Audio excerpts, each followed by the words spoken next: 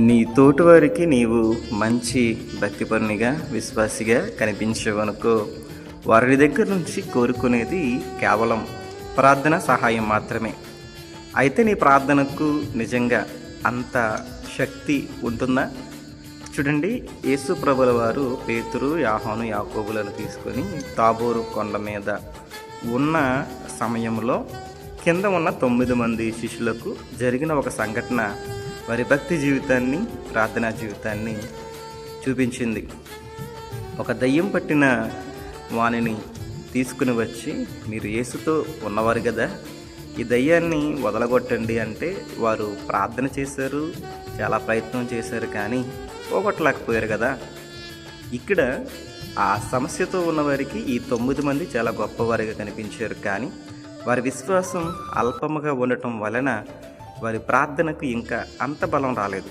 అందుకే వారు పోగొట్టలేకపోయారు. ఈరోజు నీవు భక్తిగా కనిపిస్తున్నావు, కానీ బలం లేని ప్రార్థనాపరునిగా ఉండిపోయావా? ఆలోచించుకో. నీ ప్రార్థనకు బలం రావాలి అంటే వాక్యం నీ ఫోన్లోనో, నీ ఇంటి షెల్ఫ్లోనో ఉంటే రాదు, నీ హృదయంలో ఉండాలి. యేసుప్రభుల వారు కూడా సాతానును లేఖనాలు చూపించే ఎదిరించారు కదా. మరి నీ హృదయంలో దేవుని వాక్యం ఉందా మిత్రమా?